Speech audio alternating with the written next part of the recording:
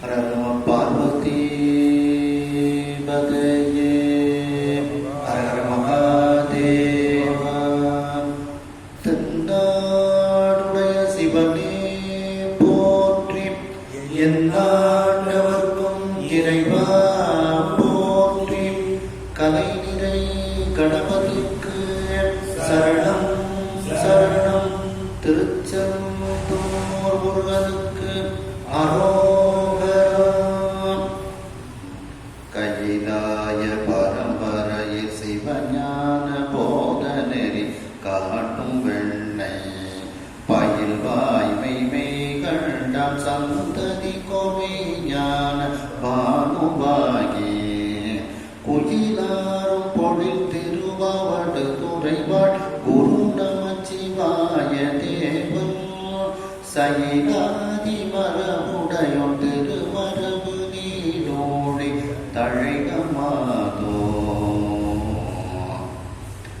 திருவாவடுதுறை ஆதீன ஸ்ரீல ஸ்ரீ குருமகாசன்னிதானம் அவர்கள் பொன்னார் திருவடிகளை வணங்கியும், தருமபுராதீனம் ஸ்ரீல ஸ்ரீ குருமகாசன்னிதானம் அவர்கள் பொன்னார் திருவடிகளை வணங்கியும், தருமபுராதீன ஸ்ரீமதி மீனாட்சி சுந்தர தம்பிரான் சுவாமிகள் பொன்னார் திருவடிகளை வணங்கியும் இந்த திருவிளையாடல் புராண சிந்தனையை நன்றாக நடத்தி வரக்கூடிய கனடாவில் இருக்கக்கூடிய திரு மோகன் பிரேம்குமார் அவர்களுக்கு வணக்கத்தை நன்றி தெரிவித்துக் கொண்டு உங்கள் அனைவருக்கும் மாலை நேர வணக்கத்தை தெரிவித்துக் கொள்கிறேன்.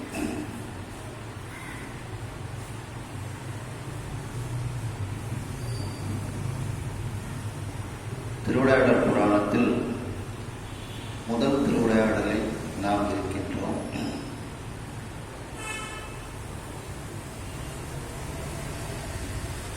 இந்திரன் பழித்திருக்கப்படலாம் என்பதில்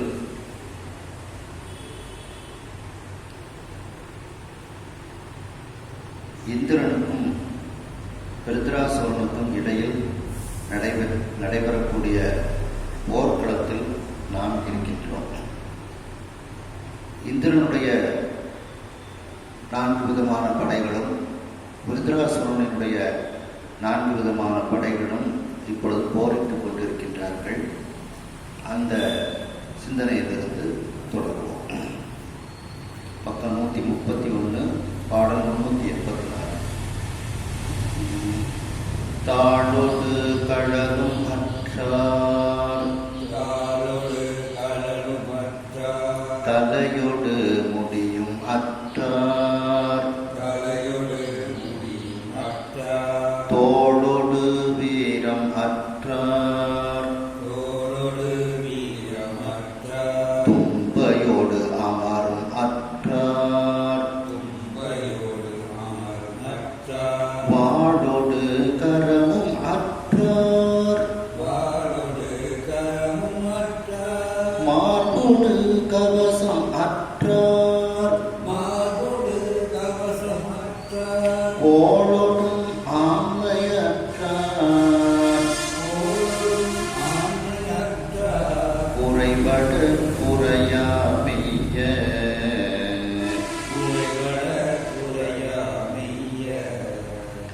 சென்ற சிந்தனையில் விருத்ராசுரனுடைய வீரர்கள் கைகால்கள் இழந்து தோள்களை இழந்து இவ்வாறு உடலில் இருக்கக்கூடிய அனைத்து அங்கங்களும் வெட்டுப்பட்டு அவர்கள் கீழே விழுந்தார்கள், இறந்து போனார்கள் என்று சிந்தித்தோம். இப்பொழுது அந்த விருத்ராசுரனுடைய வீரர்கள் தேவர்களுக்கு நிறைய துன்பத்தை கொடுக்கின்றார்கள். தேவர்களோடு போர் செய்து தேவர்கள் எப்படியெல்லாம் துன்பப்பட்டார்கள் என்று இந்த பாடலில் கூறுகின்றார்கள். தாளோடு கடலும் அற்றார். அந்த தேவர்கள் அவர்களுடைய கால்கள், அதில் அணிந்திருக்கக்கூடிய கழல், அந்த தண்டைகள் இவைகளும் வெட்டப்பட்டு கீழே விழுந்தார்கள். தலையோடு முடியும் அற்றார். தலையில் அணிந்திருக்கக்கூடிய அந்த தலையும் மணிமுடிகளும் அவர்கள் கீழே விழுமாறு அந்த அசுரர்கள் தேவர்களோடு போர் புரிந்தார்கள்.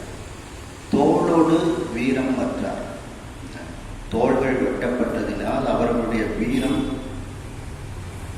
போக்கடிக்கப்பட்டது. வெற்றிக்கு போர்க்களத்துக்கு செல்லும் பொழுது அவர்கள் அந்த அணியக்கூடிய மாலை தும்பை மாலை, அந்த தும்பை மாலையும் அந்த போர் செய்யக்கூடிய அந்த வலிமையையும் அவர்கள் இழந்தார்கள். வாளோடு கரமும் அற்றார். வாள், கையில் வைத்திருக்கக்கூடிய வாள், அந்த வாளும் கரமும் சேர்ந்தார் போல் வெட்டப்பட்டது. ஆகையினால் வாளும் கரமும் இல்லாதவர்களாக அவர்கள் கீழே விழுந்தார்கள். மார்போடு கவசம் அற்றார். மார்பில் கவசம் அணிந்திருப்பார்கள். எதிரிகளினுடைய அந்த வேல்கள் அம்புகள் தைக்காமல் இருப்பதற்காக கவசம் அணிந்திருப்பார்கள். அந்த மார்பகங்களும் கவசமும் வெட்டப்பட்டன. அவைகள் இல்லாமல் அவர்கள் இருந்தார்கள். கோளோடும் ஆண்மை அற்றார். கோள்னா வலிமை. அந்த வலிமையையும் அந்த ஆண்மை தன்மையையும் அவர்கள் போரில் இழந்தார்கள். குறைபட குறையாமையர். ஆனால் தேவர்கள் எப்படியெல்லாம் அந்த உறுப்புகள் அவர்களுக்கு வெட்டப்பட்டாலும் அந்த உறுப்புகள் குறைபடாது மீண்டும் வளரக்கூடிய தன்மையை உடையவர்கள். அதான் குறைபட குறையாமையர். அப்படி அவர்கள் இரவாதவர்கள். அதான் மெய்யர் அப்படின்ட்டு. அந்த உறுப்புகள் துண்டாடப்பட்டாலும் மீண்டும் அவைகள் குறையாமல் அப்படியே அவர்களுக்கு கிடைக்கின்றது. அதான் குறைபட குறையாமையர். வெட்டினாலும் தனியே சிதறாத உறுப்புகளை உடைய தேவர்கள். அவர்கள் இவ்வாறு அந்த அசுரர்களால் துன்புறுத்தப்பட்டாலும் அவர்கள் அந்த துன்பத்தை தாங்கிக் கொண்டிருந்தார்கள். அவர்களுடைய அங்கங்கள் மீண்டும் அவர்களுக்கு கிடைத்தது. தொக்கன கழுகு சேனம் சொறி குடர் பிடுங்கி ஈர்ப்ப உக்கன குருதி மாந்தி ஒட்டல் வாய் நெட்டை பேய்கள் நக்கன பாடல் செய்ய ஞாட்டினுள் கவந்தம் ஆட புக்கன பிணத்தின் குன்றம் புதைத்த பார் சிதைத்தது அண்டம்.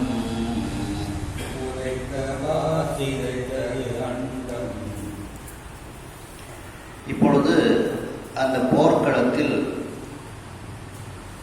கழுகு பருந்து, சேனம்னா பருந்து, கழுகுகளும் பருந்துகளும் தொக்கன கூட்டமாக கூடியது. தொகுதி அப்படிங்கிறதுலேருந்து தொக்கன அப்படிங்கிறது இல்லை.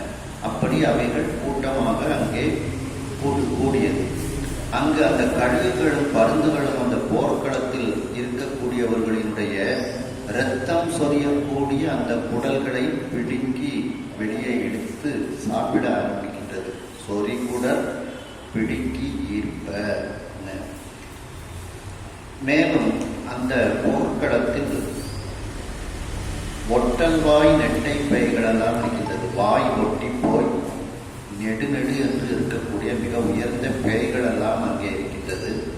அந்த பேய்கள் என்ன செய்கின்றது என்றால் உக்கன குருதி மாந்தி. குருதிகள் உக்கன சொரிகின்றது. அந்த குருதிகள் வழியக்கூடிய அந்த இரத்தத்தை மாந்தினா பருகுகிறது. அந்த உடல்களிலிருந்து வழியக்கூடிய இரத்தத்தை, சொரியக்கூடிய இரத்தத்தை இந்த வாய் ஒட்டிய நெட்டை பேய்களெல்லாம் அப்படி அந்த இரத்தத்தை பருகி கொண்டு அந்த ஆனந்தத்தில் நக்கன அவைகள் சிரிக்கின்றன. அந்த பேய்கள் சிரிக்கின்றன. மேலும் ஆனந்தத்தினால் அவர்கள் பாட ஆரம்பிக்கின்றது அந்த நெட்டை பேய்கள்.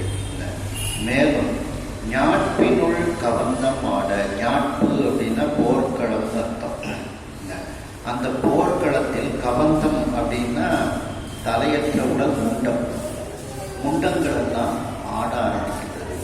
தலை போனோம்னா அந்த முண்டம் மட்டும் நின்று கொண்டு ஆடுகின்றது. போர்க்களத்தில் கவந்தம் ஆட அந்த முண்டங்கள் எல்லாம் ஆடிக்கொண்டு இருக்கின்றது.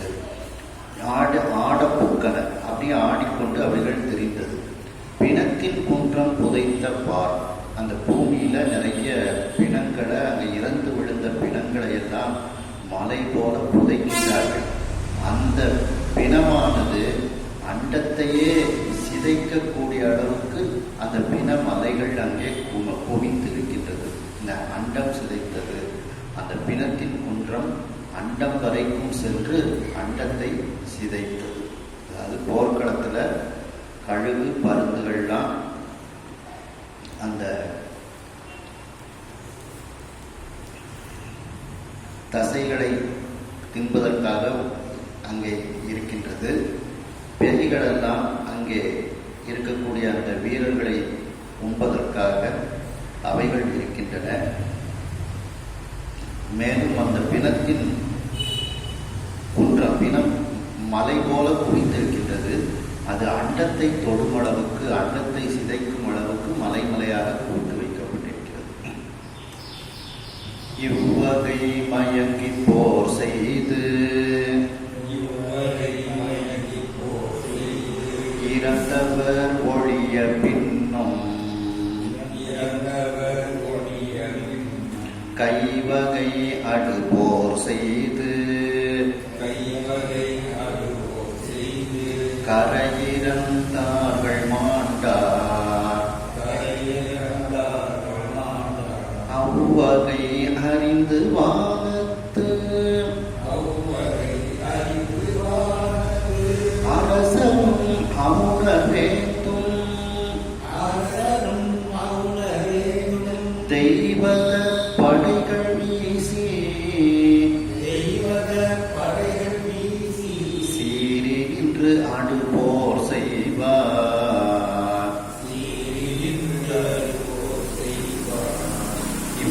இவ்விதமாக அந்த தேவர்களினுடைய வீரர்களும் தேவர்களுடைய இந்திரனுடைய 4 விதமான படைகளும் அந்த விருத்ராசுரனினுடைய 4 விதமான படைகளும் மயங்கின எதிர்த்து கொண்டு ஒருவரை ஒருவர் எதிர்த்து கொண்டு போர் செய்து இறந்தவர் ஒழிய, போர் செய்து அவர்கள் அந்த போர்க்களத்தில் இறந்து விடுகின்றார்கள். மேலும் பின்னும் கைவகை அடுபோர் செய்து, கைகளால் செய்யக்கூடிய அந்த மல்யுத்தம் போன்ற பேரையினால் வாழ்ச்சண்டை, இந்த சிலம்பாட்டம், இது போன்று அந்த கைவகை அடுபோர் செய்து கைகளினால் செய்யக்கூடிய கொடிய போர்களை செய்து கரையிறந்தார்கள் மாண்டார். கரையிறந்தார்கள்னா அளவற்றவர், அளவில்லாதவர்கள் அந்த போர்க்களத்தில் இறந்து போகின்றார்கள். அவ்வகை அறிந்து வானத்து அரசன். இவ்வாறு 2 பக்கமும் கடுமையான ஒரு பாதிப்புகளை பார்த்து கொண்டு இருந்த வானத்து அரசனாகிய அந்த இந்திரனும் அவுணர் வேந்தும் அசுரர்களினுடைய அரசனாகிய விருத்திராசுரனும் இப்பொழுது நேருக்கு நேர் நின்று போர் புரிய ஆரம்பிக்கின்றார்கள். அவர்கள் நேருக்கு நேர் நின்று போர் புரிய ஆரம்பிக்கும் போது அவர்கள் ஒருவர் மீது ஒருவர் தெய்வ படைகளை வீசி போர் புரிய ஆரம்பிக்கின்றார்கள். தெய்வத படைகள் வீசி சீறி நின்று அடுபோர் செய்வார். மிகவும் கோபத்தோடு அவர்கள் ஒருவருக்கொருவர் சீறி நின்று கொண்டு கொடுமையான போரை தெய்வ படைக்கலங்களை செலுத்தி அவர்கள் செய்ய ஆரம்பிக்கின்றார்கள். அந்தந்த தெய்வ படைக்கலங்கள் வைத்திருப்பார்கள். அவைகள் தெய்வீகத்தன்மையுடைய ஆயுதங்கள். அதை அதற்கு உரிய மந்திரங்களை கூறி அந்தந்த தெய்வங்களை நினைத்து அந்த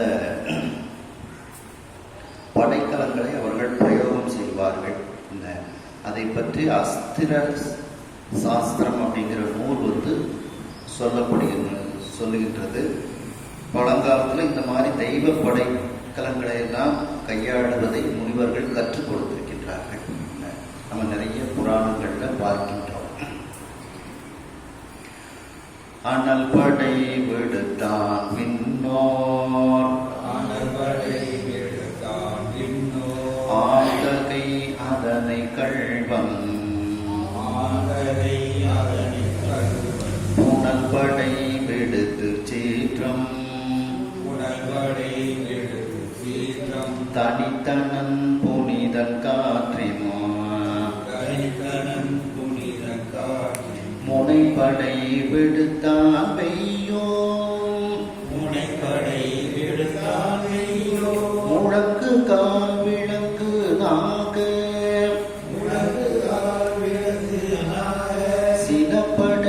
தொடுத்து வீசி விலக்கினான் தேவர் அஞ்ச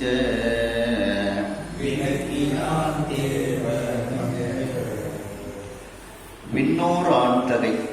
தேவர்களுக்கெல்லாம் ஆண் தகையாக, ஆண்களில் சிறந்தவனாக, தேவர்களில் சிறந்தவனாக இருக்கக்கூடிய அந்த இந்திரன் முதலில் அனல் படை விடுத்தான். அந்த தீயம்பு ஆக்னேயாஸ்திரம்னுட்டு அந்த நெருப்பு படையை அந்த விருத்ராசுரன் மீது அவன் விடுக்கின்றான் இந்திரன்.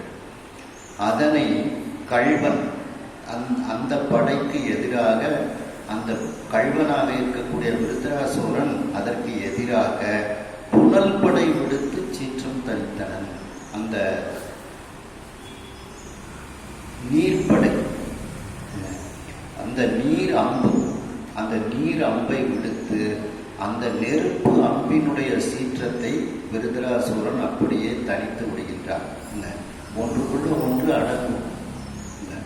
அதனால இப்படி நெருப்பை விட்ட உடனே இவன் தண்ணீரை விட்டு அதை அப்படியே தனித்து விடுகின்றான் விருத்ராசுரன். புனிதன்னா இந்திரன். இந்திரன் காற்றின் முனைப்படை விடுத்தான். இந்த வாயுஸ்திரம், இந்த வாயுப்படை, அந்த காற்றின் முனைப்படை, அந்த படையை இந்திரனானவன் இப்பொழுது விருத்ராசுரன் மீது விடுக்கின்றான். வெய்யோன்னா கொடியவனாகிய விருத்ராசுரன் முழங்கு கால் விழுங்கு நாகச் சினப்படை தொடுத்து வீசி விலக்கினான் தேவரஞ்ச. அதற்கு பதிலாக, அந்த காற்றுப்படைக்கு பதிலாக அந்த விருத்ராசுரனானவன் நாகப்படையை அவன் மீது வீசுகின்றான். எதிர்த்து, இந்திரன் மீது எதிர்த்து வீசுகின்றான். அந்த நாகப்படையானது காற்றின் அந்த வாயு அம்பு, அந்த வாயு அஸ்திரத்தை அப்படியே அது ஒன்றும் இல்லாமல், அதனுடைய பலம் இல்லாமல் ஆக்கிவிடும். அதாவது காற்றுக்கு நாக அஸ்திரத்தை அவன் எதிர்த்து விடுகின்றான் விருத்ராசுரன். அந்த நாக அஸ்திரம் எப்படிப்பட்டது? முழங்கு கால் விழுங்கு நாகச் சினப்படை. அதாவது முழங்கிக் கொண்டு வரக்கூடிய காற்று, கால்னா காற்று, அந்த காற்றை இந்த நாகப்படையானது விழுங்கிவிடும். அப்படி விழுங்கக்கூடிய ஆற்றல் உடைய நாகச் சினப்படை, அந்த நாகச் சினப்படையை, அந்த கோபமான அந்த அம்பினை தொடுத்து வீசி விலக்கினான். அந்த காற்று அஸ்திரத்தை, அந்த அம்பினை இந்த விருத்ராசுரன் அப்படியே விலக்கி விடுகின்றார். இதை பார்த்து தேவர்கள் எல்லாம் பயப்படுகின்றார்கள். அப்போ முழங்கு கால் அப்படின்னு சொல்றாங்க. அப்போ காற்றுக்கு ரெண்டு குணம், ரெண்டு சப்த ஸ்பரிசம். அதில் இப்போ சப்தம் தான் முழங்குதல். முழங்குதல்ங்கும் போது சப்தம், அது வீசும்போது நமக்கு மேலே ஊரும், அந்த இதுக்கு ஸ்பரிசம் நமக்கு தெரியும். அதனால இரண்டு இதுங்கிறதுனால முழங்கு கால் அப்படிங்கிறாங்க. அப்படி ஓசையுடைய அந்த காற்று. அப்போ அதற்கு ஸ்பரிசமும் உண்டு. அப்போ காற்றுக்கு ரெண்டு, சப்தமும் ஸ்பரிசமும். அதாவது இந்திரன் தீப்படையை விடுகின்றான். அதற்கு பதிலாக விருத்ராசுரன் நீர்ப்படையை விடுகின்றான். மேலும் இந்திரன் அந்த வாயு அஸ்திரத்தை, காற்றுப்படையை விடுகின்றான். விருத்ராசுரன் அதற்கு நாகப்படையை விடுத்து சமம் செய்கின்றார்கள். இவ்வாறு அடுத்த நாகமா படை விட்டு ஆத்தான், நாகர்கோன் புவன செல்வன், வேகமா படையை வீசி விலக்கினான் தகுவர் வேந்தன், மோகப்படையை தொட்டு, அதில் மோகமா படையை தொட்டுன்னு திருத்திக்கிடுங்க. மோகமா படையை தொட்டு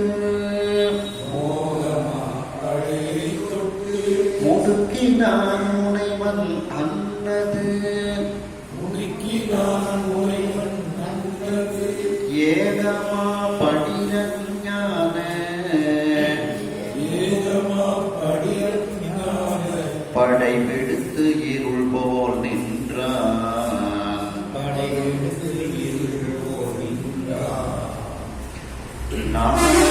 படை விட்டு ஆத்தா அந்த நாகர்கோன்னா இந்திரன். அந்த இந்திரன் ஆனவன் நாகர்களுக்கு தலைவனாக இருக்கக்கூடிய அந்த இந்திரன் நாகப்படையை அந்த விருத்ராசுரன் மீது செலுத்தி ஆரவாரம் செய்கின்றான். நாகமா படை விட்டு ஆர்த்தான். அப்போ அந்த பாம்புக்கு எதிரி கருடன். இந்த சிவஞான சித்தியாரிலே நம்ம பார்த்துருக்கிறோம். அந்த கருட தியானத்தால் இடம் பொழியும் அப்படின்ட்டு பாம்புக்கு எதிரி கருடன். உடனே அந்த இந்திரன் விடுத்த அந்த பாம்பு படைக்கு எதிராக அந்த விருத்ராசுரன் என்ன படையை விடுக்கின்றான்? கருட படையை விடுக்கின்றான். உவன செல்வன், உவனம்னா கருடன் அர்த்தம். உவன மூர்த்தி மாமாயன் மருகோமே அப்படின்னு திருப்புகழ் வருது.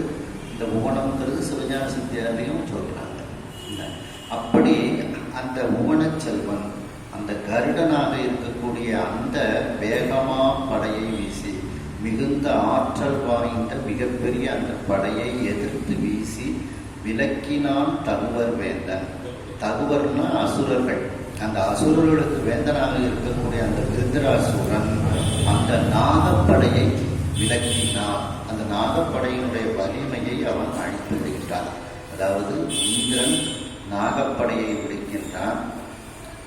அவன் விருத்ராசுரன் கருடப்படையை விடுத்து இரண்டையும் வலிமை இழக்க செய்து விடுகின்றான். அடுத்து மோகமா படையை தொட்டு அந்த மயக்கத்தை தரக்கூடிய அந்த மிகப்பெரிய படையை எடுத்து முடுக்கினான் முனைவன். அதை செலுத்தினான் அந்த முனைவனாகிய இந்திரன். முனைவன் தான் இங்க இந்திரன் அர்த்தம். இந்திரன் விருத்ராசுரன் மீது ஒரு மோகப்படை, அதாவது அது மயக்கத்தை கொடுக்கக்கூடிய ஒரு படை. அந்த மயக்கத்தை கொடுக்கக்கூடிய படையை தொடுத்து விடுகின்றார். அன்னது ஏக அந்த படையானது, அந்த மோகப்படையானது விருத்ராசுரனை நோக்கி செல்ல, ஏக அப்படின்னா செல்ல. மாப்படிரன் அந்த மிகப்பெரிய அந்த அசுரனாகிய விருத்ராசுரன் அதை எதிர்த்து ஞானப்படை விடுத்து இருள் போல் நின்றான். ஞானப்படையை பதிலுக்கு செலுத்திவிட்டான். அந்த ஞானப்படையை செலுத்தியதால் மயக்கத்தை நீக்குவது ஞானம்.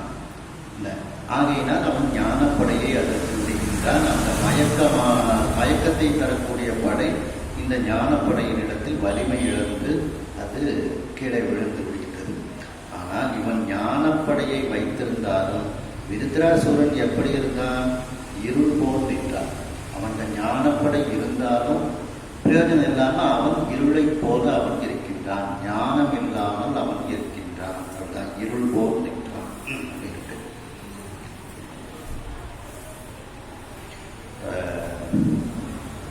கந்தபுராணத்துல பார்த்தீங்கன்னா இந்த நவ வீரர்கள் மீதும் இந்த மோகப்படையை செலுத்திடுவாங்க, மயங்கிடுவாங்க. முருகப்பெருமான் வேற்படையை செலுத்தி அவர்களை மீட்டுட்டு வருவது. வேற்படை அனுப்பி அந்த படையை தூள் தூளாக்கி அந்த மயக்கத்தை அவர்களுக்கு நீக்கி அது கூட்டிட்டு வரும். அந்த நிகழ்ச்சி முடிஞ்ச உடனே சொல்லுவாங்க, இதிலிருந்து நீங்கள் தெரிந்து கொள்ளுங்கள், முருகன் ஒருவனே நம்மை காப்பாற்றக்கூடியவன் அப்படின்ட்டு. மட்டிடு தாரான் விட்ட மாணவ படைக்கு மாறு விட்டு உடன் விலக்கி வேறும் விடுத்திட கனன்று வஞ்சன்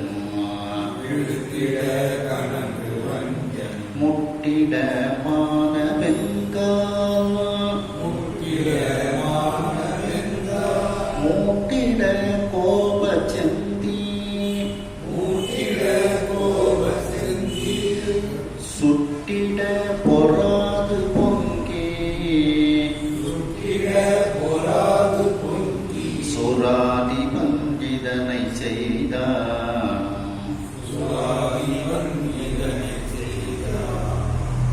அந்த தேன் பொருந்திய மட்டுன தேன் பொருந்திய தாரண மாலையை அணிந்த அந்த இந்திரன் விட்ட வானவ படைக்கு, அந்த தெய்வ படைக்கு மாறுவிட்டு அதற்கு சரிசமமான படைகளை, அதை எதிர்க்கக்கூடிய படைகளை உடனுக்குடன் விட்டு உடன் விலக்கி, அந்த இந்திரன் அனுப்பிய தெய்வ படைகளை எல்லாம் உடனுக்குடன் விருத்ராசுரன் விலக்கி விடுகின்றார்.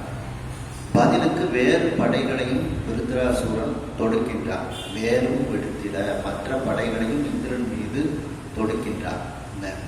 மேலும் கனன்று அந்த விருத்ராசுரன் கோபப்பட்டு கொண்டு அந்த வஞ்சகனாகிய விருத்ராசுரன் முட்டிட நெருங்கி இப்பொழுது வர ஆரம்பித்து விட்டார். இந்திரனுக்கு பக்கத்தில் கொஞ்சம் தொலைவில் இருக்கக்கூடியவன் இந்த தெய்வ படைக்கலங்களை விடும்போதே கொஞ்சம் கொஞ்சமா இந்திரனுக்கு பக்கத்தில் நெருங்கி வந்து விடுகின்றார்.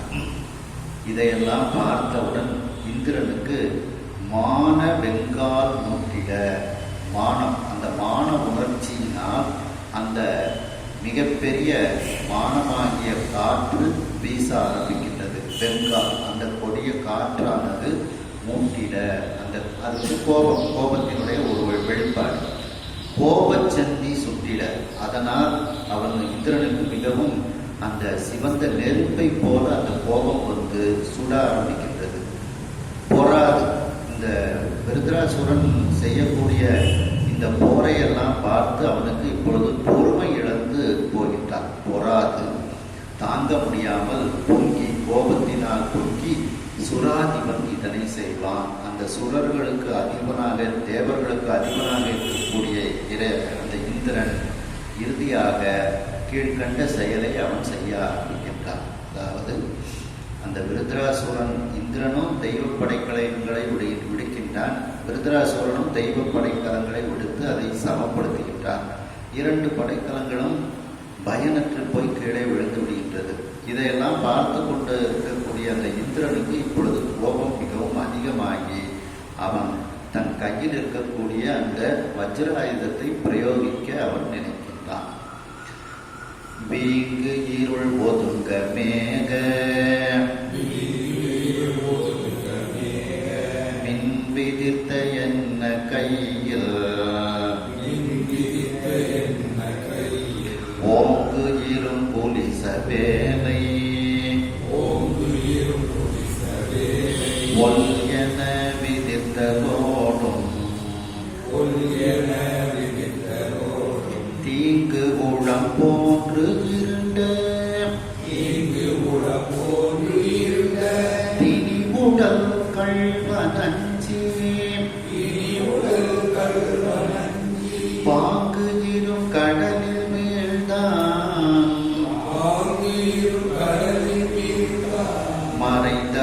மறைந்த மைனாகம் கொத்தான்.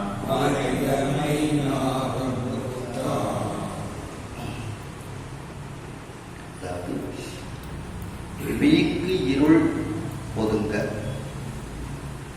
இந்திரனுடைய கையில்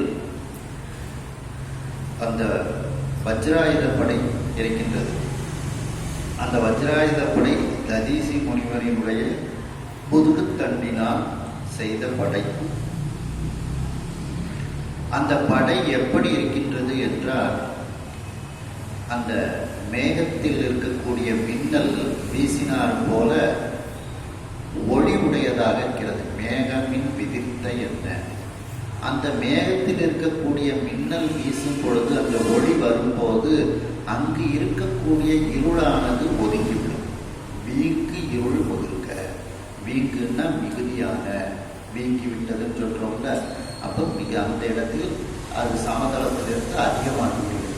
அப்போ அதிகமான அப்படின்னு அர்த்தம். வீங்குன்னா அதிகமான, அந்த அதிகமான இருள் ஒதுங்குமாறு, இருள் விலகுமாறு மேகத்தில் இருக்கக்கூடிய அந்த மின்னல் விதிர்த்தல்னா வீசுதல், வீசியது போல என்ன, அதை போல அந்த இந்திரனினுடைய கையில் ஓங்கு இரும் புலிச வேலை, வலிமை மிகுந்த அந்த அழகிய அந்த வஜ்ராயுதம் புலிசப்படை அந்த இது அதை பொல் என எதிர்த்ததோடு அதை வேகமாக அவன் அந்த விருத்ராசுரன் மீது பிரயோகம் பண்ணிக்கிட்டான். வேகம் எதிர்த்தல்னா அனுப்புதல் அர்த்தம். அந்த கடலை போல வேகமாக அந்த வஜ்ராயுத படையை விருத்ராசுரன் மீது அனுப்புகின்றான் அந்த இந்திரன்.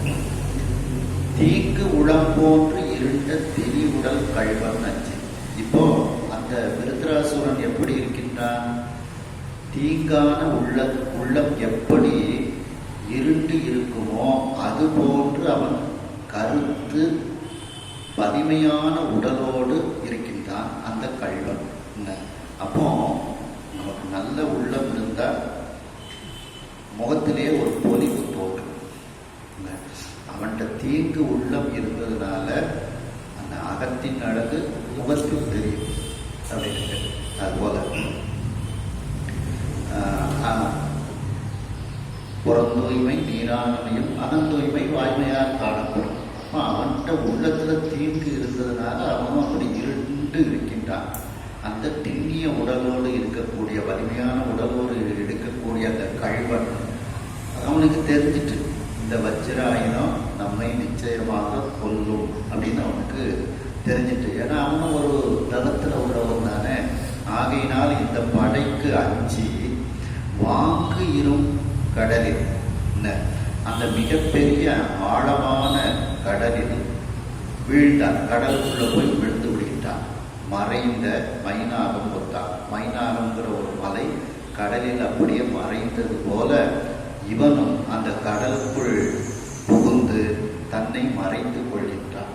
அந்த விருத்ராசுரன் இந்த வஜ்ராயுதம் நம்மை எப்படியும் கொன்றுவிடும் அப்படின்னு தெரிஞ்சிருக்கு.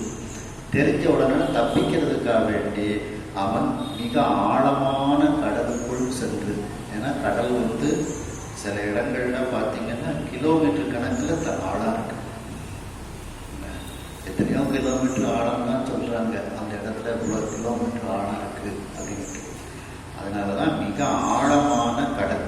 அந்த ஆழமான கடலுக்குள் போய் அவன் ஒழித்து தன்னை மறைத்துக் கொள்கின்றான். அந்த மைனாக மலை என்கின்ற மலை எப்படி அந்த கடலுக்குள் ஒழித்ததோ அதுபோல ஒழிந்து கொள்கின்றான். ஒக்க இந்திரனும் வீழ்ந்தான் உடல் சின ஊரும் ஏது அண்ணா புக்க இடம் தேடி காணா புண்ணிய முழறி அண்ணல் பக்கம் வந்து அணைய செய்தி பகத்தவன் பதவன் வாழ தக்கதோர் சூழ்ச்சி முன்னி சராச்சரம் ஈன்றதாதே.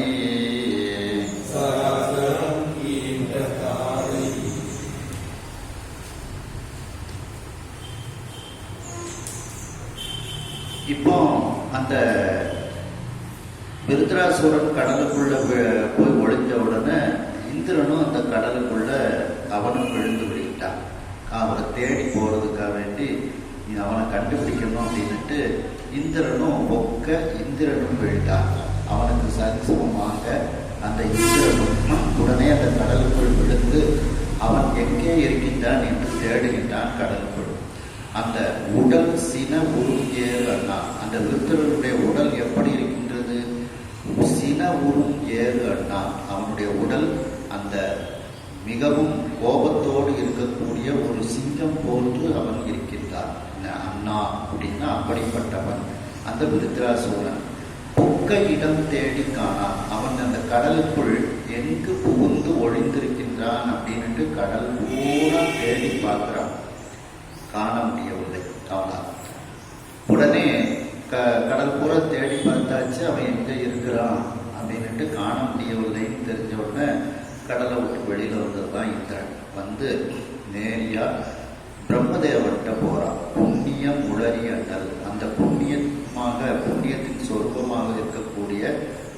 தாமரை, தாமரை முளரின தாமரை, தாமரை மலரில் அமர்ந்திருக்கக்கூடிய அண்ணலாக இருக்கக்கூடிய பிரம்மதேவன் இருக்கக்கூடிய அந்த சத்தியலோகம் பக்கம் 10. சத்தியலோகத்திற்கு இந்திரன் நேராக வருகின்றான். அணைய செய்தி பகர்ந்தனன், மேலே நடந்த அந்த செய்திகளை எல்லாம் சொல்கின்றான். இப்படி விருதராசவனோட போரிட்ட அந்த படைய பிரயோகம் பண்ணும்போது அவன் கடலுக்குள்ள போய் ஒழித்து விட்டான். இப்போ கடல் பூரா நான் தேடிட்டேன், அவனை காண முடியல, நான் என்ன செய்யறது அப்படின்ட்டு அந்த செய்தியை சொல்கின்றான் இந்த பிரம்மதேவனிடத்தில் அந்த இந்திரன். பதகன் மாழ தக்கது ஓர் சூழ்ச்சி முன்னி, அந்த பதகன் அந்த கொடுமையான அந்த விருத்தராசூரன் மாழ இறந்து போவதற்கு தகுந்தவாறு ஒரு உபாயத்தை சிந்தித்து, முன்னின சிந்தித்து அர்த்தம். சூழ்ச்சி அப்படின்னா உபாயம், முன்னி சிந்தித்து அந்த இந்திரனிடத்தில் சொல்ல ஆரம்பிக்கின்றான். சராச்சரம் என்ற தாரை, இந்த உயிர்களை எல்லாம் ஒரு தகுந்த உடலுக்குள் செலுத்தக்கூடிய, வினைகளுக்கு ஏற்றார் போல் செலுத்தக்கூடிய அந்த பிரம்மன் சராச்சரம் ஈன்ற தாதை. அந்த பிரம்மதேவன், அதாவது இந்திரன் நடந்ததையெல்லாம் சொல்றான். அந்த விருத்ராசுரனை அழிக்கிறதுக்கு ஒரு வழி சொல்லு அப்படின்னு சொல்லி கேட்கின்றான். உடனே அந்த பிரம்மதேவன் எப்படி செய்யலாம் அப்படின்னு சிந்தித்து இப்பொழுது இந்திரனிடத்தில் பிரம்மதேவன் பதில் சொல்கின்றான். மிந்த வெற்பு அடக்கினார்க்கு ஈது,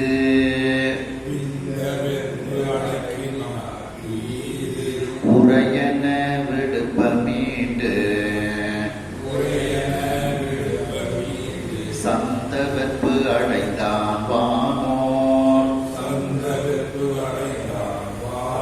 தலைவனை முகமன் கூறே,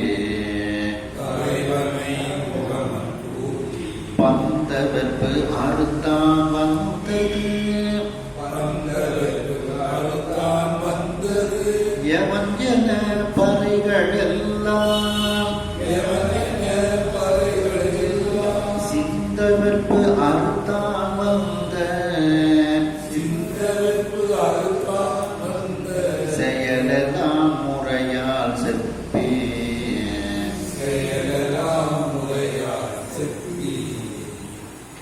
உடனே பிரம்மதேவன் இப்பொழுது இந்திரனுக்கு ஒரு வழி சொல்றான். என்ன சொல்றான் அப்படின்னா, நேரியா அகத்தியர்கிட்ட போய் இதை சொல்லு, நடந்ததையெல்லாம் அகத்திய முனிவர்கிட்ட போய் சொல்லு, அவர் இதுக்கு உனக்கு வழி சொல்வார் அப்படின்னு அனுப்பி விடுறான். என்ன, விந்த வெற்பு அடக்கினார்க்கு இது உரை, அந்த விந்திய மலையை அடக்கியவர் அகத்தியர். நம்ம ஏற்கனவே சிந்திச்சோம் இந்த இதுல. அந்த விந்திய மலை அப்படியே உயர்ந்துகிட்டே போனது, அகத்தியர் அப்படியே கீழே அடக்கியிருந்தார். அப்படி விந்த வெற்பு, அந்த விந்த மலையை அடக்கினார்க்கு, அந்த அகத்திய முனிவருக்கு ஈது உரை, நடந்ததையெல்லாம் அவரிடத்தில் போய் சொல் என விடுப்ப அப்படின்னு சொல்லி அனுப்பி விட்டுருக்கான். உடனே இந்திரன் மீண்டு அந்த பிரம்மலோகத்திலிருந்து வெளியே சந்த வெற்பு அடைந்தார். இந்த சந்த வெற்புன்னா நம்முடைய பொதிய மலை, பொதிய மலைக்கு இன்னொரு பேரு சந்தன மலையின் பேர். இந்த சந்த வெற்பு அப்படின்னா இந்த பொதிய மலை. இன்னைக்கும் பார்த்தீங்கன்னா நீங்கள் உங்களுக்கு தெரிஞ்சிருக்கும், அந்த அகஸ்தியர் கோயில், முருகன் கோயில்லாம் இருக்கிற இடத்துல ஒரு சந்தன துளி விழுது. அது அந்த தரையில் பார்த்தீங்கன்னா சின்ன சின்ன துளியெல்லாம் படிந்து இருக்கும். கல்யாணி தீர்த்தம் பக்கம், அந்த அகத்தியர் கோயில் பக்கம், முருகன் கோயில் பக்கம்லாம் அது அந்த விடுவதாக எல்லாரும் அந்த தரையிலே பார்த்தீங்கன்னா ஒரு டாட்டா ஒரு புள்ளி புள்ளியாக. அப்படி அந்த சந்த வெற்பு அடைந்தான் அந்த பொதிய மலை. சந்த வெற்புன்னா பொதிய மலை. உடனே நேரியா இந்திரன் இந்த பொதிய மலைக்கு வந்து விடுகின்றான்.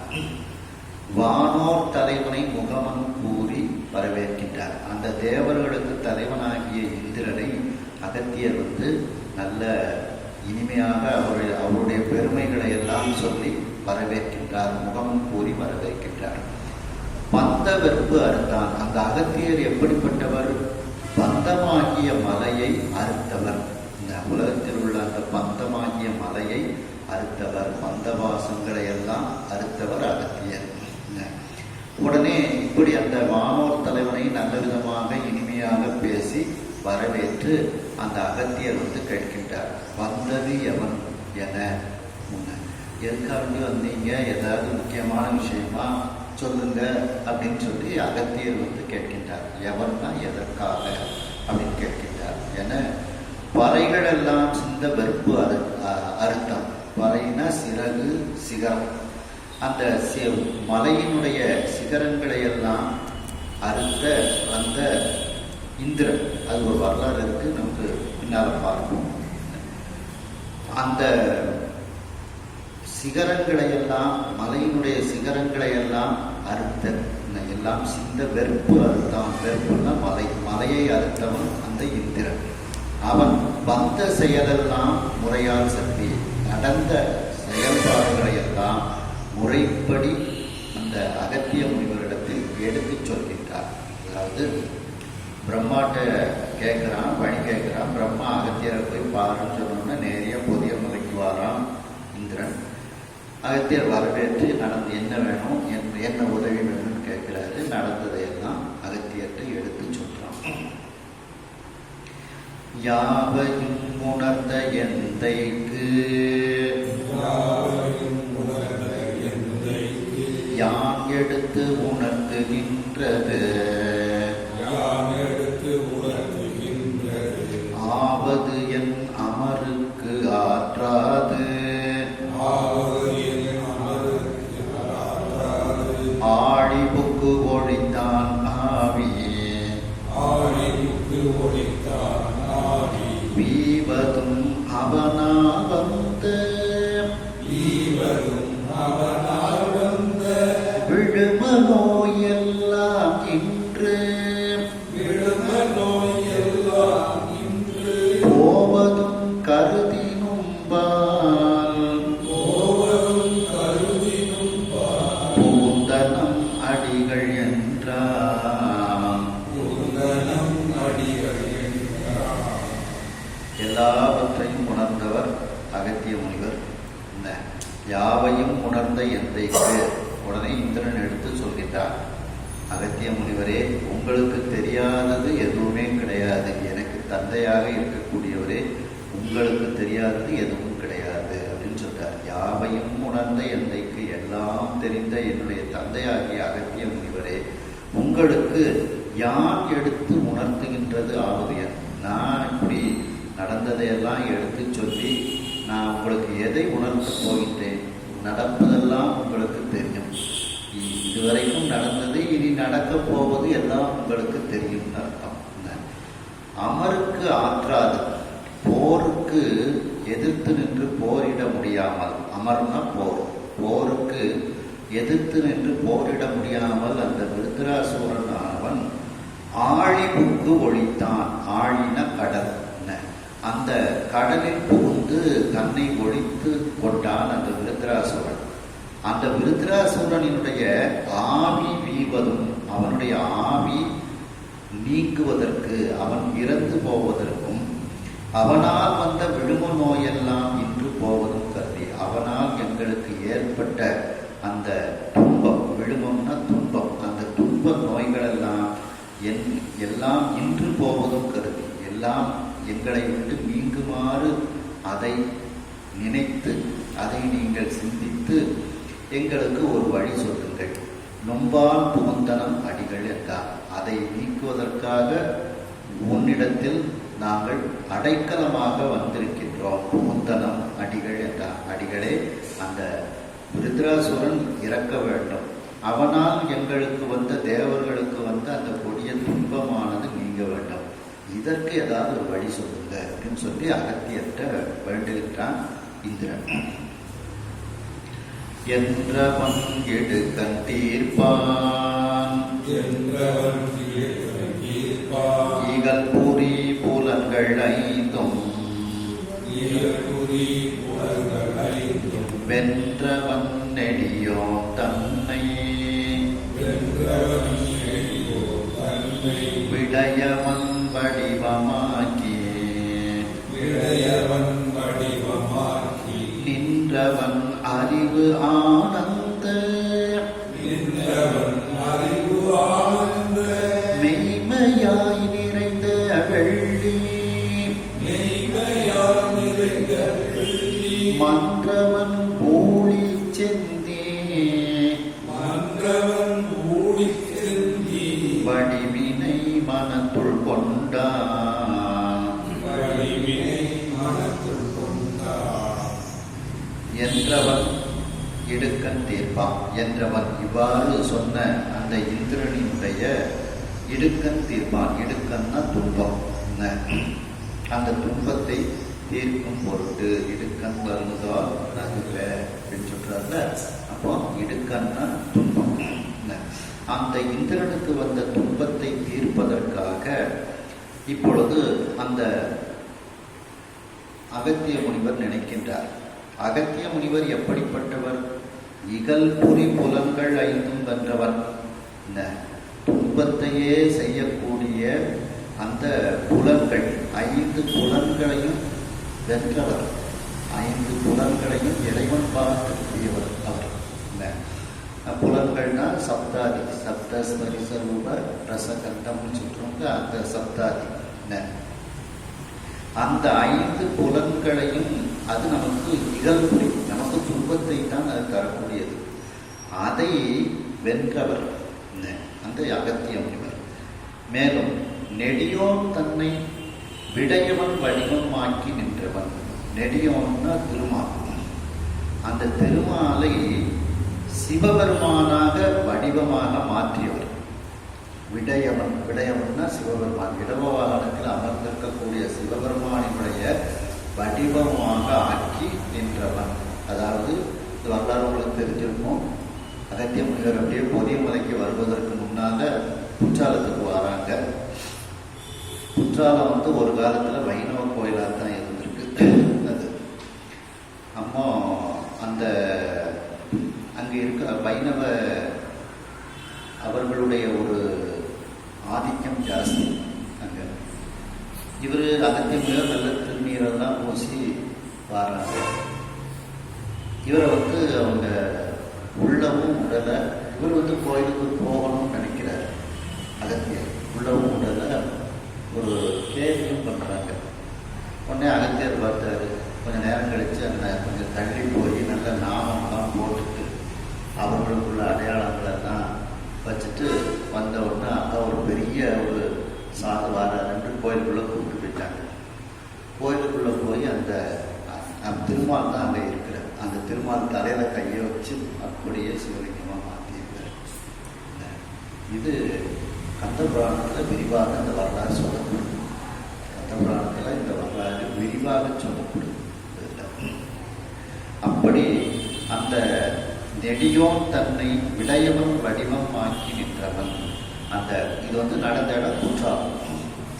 அந்த நெடியோனாகிய திருமாலை விடயவன் வடிவம் ஆக்கிய சிவபெருமான். விடயவன்னா இடபவாகனத்தில் அமர்ந்திருக்கக்கூடிய அந்த சிவபெருமானினுடைய வடிவமாக ஆக்கி நின்றவன் அந்த அகத்திய முனிவர். மேலும் அந்த சிவபெருமான் எப்படிப்பட்டவர்? அந்த வெள்ளியம்பலத்தில் நடனமாடக்கூடிய அந்த மதுரையாகிய வெள்ளியம்பலத்தில் நடனமாடக்கூடிய அந்த நடராஜ பெருமான் சச்சிதானந்த சொரூபமாக இருக்கக்கூடியவர். அறிவு ஆனந்த மெய்மையாய் நிறைந்த வெள்ளி மன்றவர். இது சிவபெருமானுக்குரிய புகழ்ச்சொல். அந்த சிவபெருமான்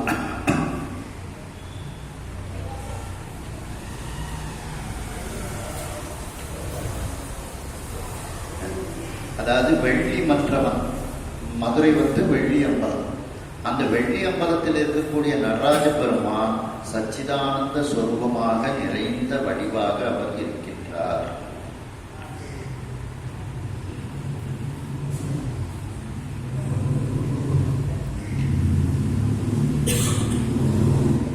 அது அறிவு ஆனந்த மெய்மையாய் நிறைந்த அந்த அறிவு ஆனந்த மெய்மை தான் சச்சிதானந்த சொரூபம்.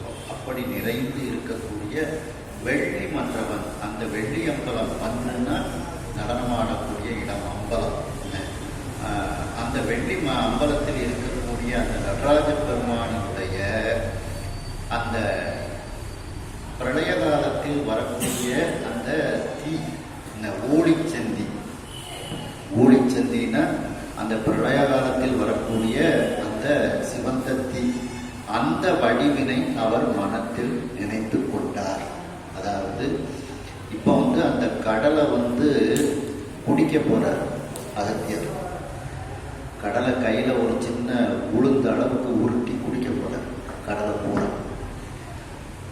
அப்போ தண்ணீர் தீக்குள்ள அடங்கும்.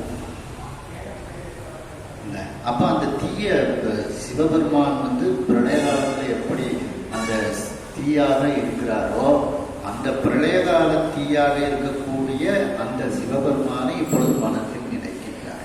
ஏன்னா இந்த கடலை தண்ணியை அடக்கணும்னா இந்த தீ தான் போய் அடக்க முடியும். அதனாலதான் அவர் இதை மனத்தில் அந்த சிவபெருமானை நினைக்கின்றார். சிவபெருமானை எப்படி நினைக்கின்றார்? பிரளய கால தீ வடிவாக நினைத்து அவரை முதல்ல மனசுக்குள்ள இருக்கிறார். மனத்துள் கொண்டான். எனக்கு கடலை அடக்கணும் இப்போ. அது அப்போ தீக்குள் நீர் அடங்கும் அப்படின்னு. இதுல பார்த்தீங்கன்னா அந்த புலன்கள் 5ம் வென்றவன் அப்படிங்கிறதுக்கு இதுல திருக்குறள நீட்டார் பெருமையில வருது பார்த்தீங்களா? சுவை ஒளி ஒரு ஓசை நாட்டம் வகை தெரிந்தான் கட்டே உலகு அப்படின்ட்டு, இவற்றின் வகை தெரிந்தான் கட்டே உலகு. அப்போ இவையினுடைய வகையை தெரிந்தவர்களிடத்தில் உலகு அடங்கியது. அதை அந்த இதழ் பொறி புலன்கள் 5ம் வென்றவன் அந்த அகத்திய முனிவர். அந்த புலன்கள் 5ஐயும் வென்றவர் அவர். அப்போ இப்போ அந்த இந்திரனுடைய அந்த வேண்டுதலை கேட்டுக்கொண்டு அந்த கடலை குடிப்பதற்காக அந்த அகத்திய முனிவர் தன்னுடைய மனத்தில் அந்த மதுரையில் இருக்கக்கூடிய வெள்ளி அம்பலவாணர் அந்த நடராஜ பெருமானை அவர் எந்த உருவத்தில் நினைக்கின்றார் என்றால், வெள்ளி அம்பலவாணராக நினைத்தும் அவர் பிரளய காலத்தில் எப்படி அந்த நெருப்பாக இருக்கின்றாரோ அந்த வடிவத்தையும் அவர் மனத்தில் தியானித்துக் கொள்கின்றார் அகத்தியர்.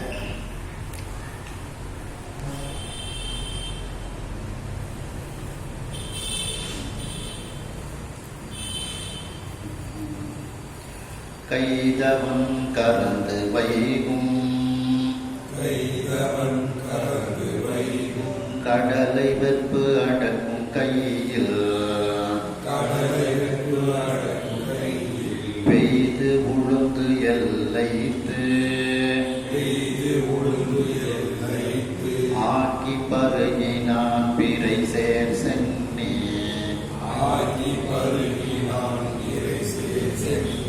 ஐயனது அருளை பெற்றார்க்கு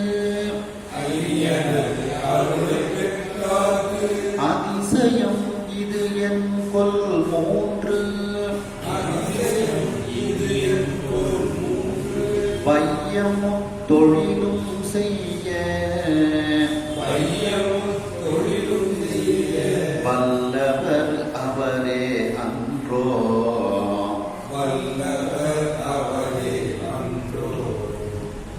இப்போ அந்த கைதவன், அதாவது வஞ்சனையே உருவமாக இருக்கக்கூடிய அந்த விருத்தராசுரன் கறந்து வைகும் கடலை, அவன் கறந்துன்னா ஒளிந்து இருக்கக்கூடிய, ஒளிந்து வைகும் இருக்கக்கூடிய அந்த கடலை அந்த அகத்திய முனிவர் தம்முடைய கையில் ஒரு உளுத்து அளவிற்கு அதை சிறியதாக ஆக்கின்றார் கடல் தண்ணீரை.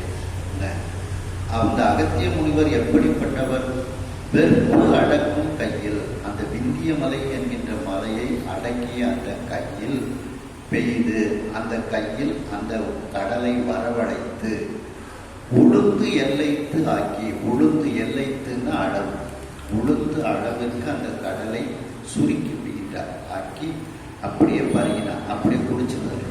மிகப்பெரிய கடல், அந்த கடலை உளுந்து அளவுக்கு மாற்றி அந்த கடலை குடிச்சிருந்தார், பருகினார். இதிலிருந்து நீங்கள் என்ன செய்ய தெரிந்து கொள்ள வேண்டும் என்றால், இறைவனுடைய அருளை பெற்றவர்களுக்கு எல்லாம் அவர்களால் செய்ய இயலும், அவர்களுக்கு சாத்தியப்படும் அப்படிங்கிறார். பிறை சேர் சென்னி ஐயனது அருளை பெற்றார்க்கு, அந்த பிறையை அணிந்திருக்கக்கூடிய சென்னி தலையுடைய ஐயனாகிய சிவபெருமானுடைய அருளை பெற்றவர்களுக்கு இதெல்லாம் ஒரு பெரிய அதிசய செயலா, இதைவிடவும் மேலான அதிசய செயல்களை எல்லாம் அவர்கள் செய்வார்கள், செய்யக்கூடிய ஆற்றல் உடையவர்கள்.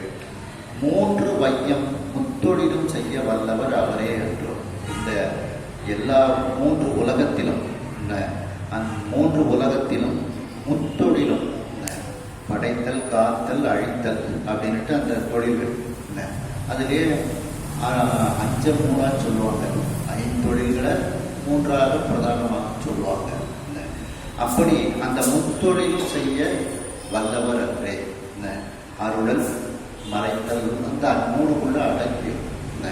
அப்படி அந்த 3 தொழில்களும் செய்யக்கூடிய வல்லமை பெற்றவர்கள் இறைவனுடைய அருளை பெற்றவர்கள் ஆவார்கள் அப்படின்ட்டு இதில் சொல்றாங்க. அதாவது அந்த விருத்ராசுரன் இருக்கக்கூடிய கடல் தண்ணீரை இப்பொழுது அகத்திய முனிவர் ஒரு உளுந்து அளவுக்கு சிறிதாக ஆக்கி அதை அப்படியே குடித்து விடுகின்றார். இதற்கு நம்ம திருக்கடைப்படியாக பார்த்தீங்கன்னா 69வது பாடல் பார்த்தீங்கன்னா, துரியம் கடந்த சுடர் தோகையுடன் பிரியாதே நிற்கின்ற பெம்மான், துரியத்தை சாக்கிரத்தை செய்து அருளி தான் செய்யும் தன்மைகளும் ஆக்கியிடும் அன்பர்க்கு அருள் அப்படின்ட்டு. அப்போ அந்த உயிர்களினுடைய சுட்டறிவுக்கு எட்டாத நிலைக்கெல்லாம் துரியம் கடந்த ஒரு சுடல் தோகை அப்படின்னா திருவருள். அந்த அந்த திருவருளை விட்டு என்றும் பிரியாது இருக்கக்கூடிய பெருமான், பிரியாதே நிற்கின்ற பெருமான் என்ற சிவபெருமான், அவனுடைய அடியார்கள் துரியத்தை சாக்கிரத்தை செய்து அருளி தான் செய்யும் தன்மைகளும். அப்படி அந்த சிவபெருமானானவர் இதெல்லாம் ஜீவன் முக்தர்களுக்குள்ள இலக்கணம். அந்த ஜீவன் முக்தர்களை அவன் எப்படி நடத்துகின்றான் அப்படிங்கிறத இதில் சொல்றாங்க. அவர்களுக்கு அந்த துரிய நிலையை நனவு நிலையிலேயே வழங்கி விடுகின்றார். இந்த சாகராவஸ்தையிலேயே அவர்களுக்கு அந்த துரியத்தை வழங்கி விடுகின்றார். அவர்களோடு உடனாய் நின்று கொண்டு அவர்களை கொண்டு இந்த மாதிரி அற்புதங்களை எல்லாம் செய்கின்றார். செய்வது இறைவன் தான். ஆனால் பெயர் யாருக்கு வருது? செய்யக்கூடியவர்களுக்கு வருது. அந்த பெயரையும் அவர்களுக்கு இந்த அற்புதங்களை எல்லாம் திருஞான சம்பந்தர் செய்தார், இந்த அற்புதங்களை எல்லாம் நாவுக்கரசர் செய்தார், இந்த அற்புதங்களை எல்லாம் சுந்தரர் செய்தார், இந்த அற்புதங்களை எல்லாம் அகத்திய முனிவர் செய்தார். பெயர் பூரா அந்த அடியார்களுக்கும் அந்த பெயரையும் விட்டுக் கொடுக்கின்றார் சுவாமி. அதுதான் சொல்றார், அவர்களை கொண்டு செய்வித்து அவர்களே செய்தார்கள் என்னும் வினை முதல் தன்மையை அவர்களுக்கு உதித்தார்கள். அந்த பெருமையையும் சிவபெருமான் அவர்களுக்கு கொடுக்கின்றான். ஆகையினால் தான் அந்த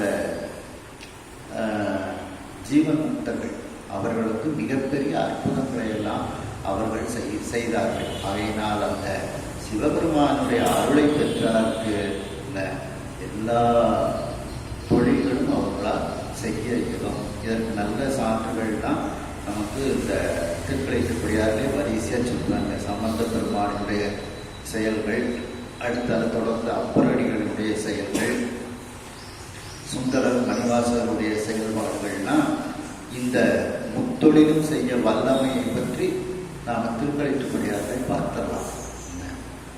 ஓடம் சிகிரி அந்த பாட்டு 4 பாடல்களுமே வரிசையாக வரும். இதை ஒட்டி 70, 71, 72, 73 4 பாடல்கள்லையும் பார்த்தீங்கன்னா அந்த 4வர்களும் செய்த அற்புத செயல்கள், ஜீவன் முக்தர்கள் இப்படியெல்லாம் அற்புத செயல்களை செய்வார்கள். அந்த அவர்கள்தான் செய்தார்கள்ங்கிற பெருமையும் அவர்களுக்கு சுவாமி கொண்டு சேர்க்கின்றார். அடுத்த பாடம், அறம் துறந்து ஏத்துவாதம்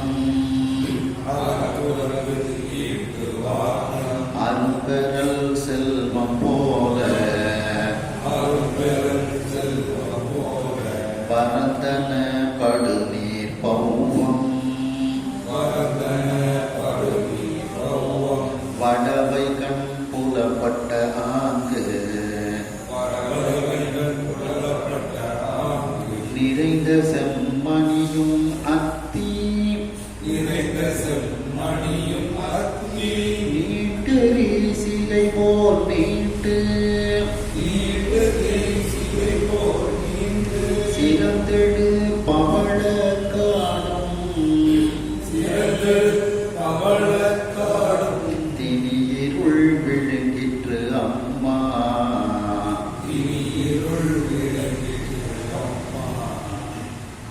அதாவது அறம் துறந்து ஈட்டுவார்.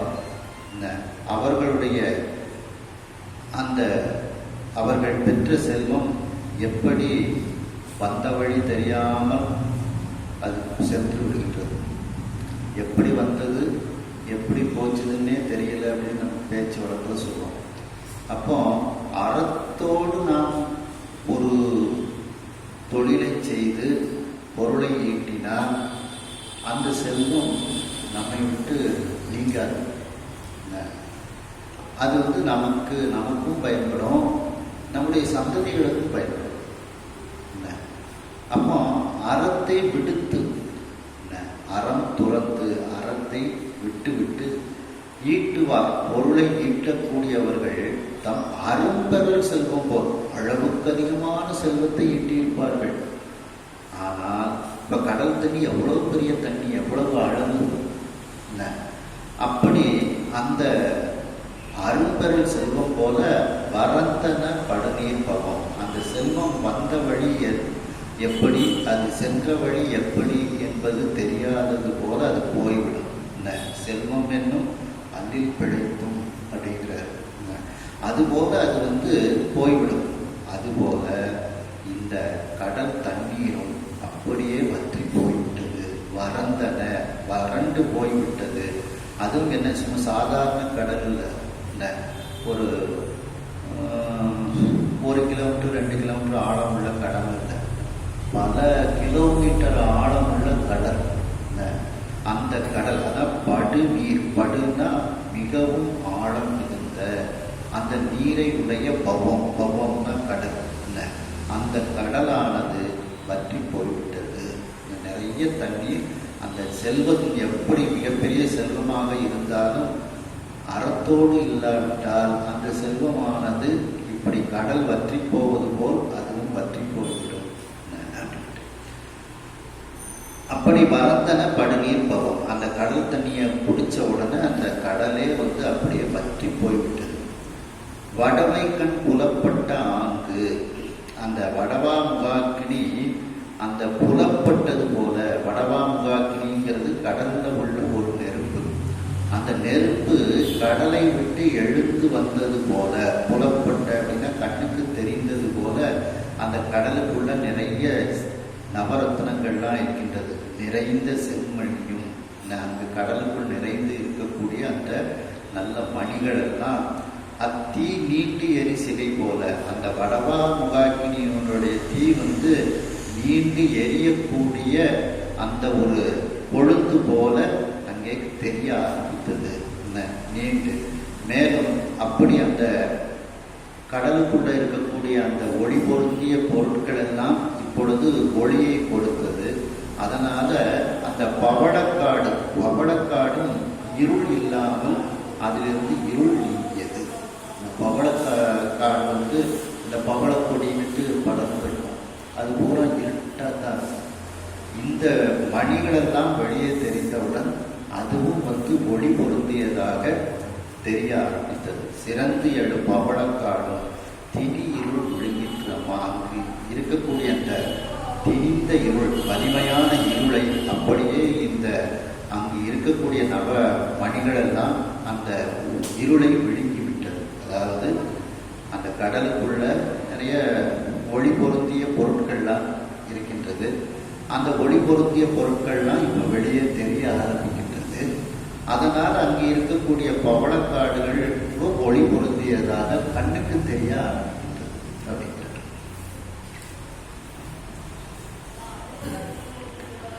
பணி மணிகளின் மகுட கோடி பரப்பன விளங்கி பல்காசு அணிகல பேழை பேழ்வாய் பிறந்த அனைத்து ஆகி ஒன்பான் மணி கிடந்து இமைக்கும் நீரால் மகபதியை வேள்விக்கு ஆவாய் திரிவுடல் அவுணன் பட்ட செங்கடம் அணையது அன்றே.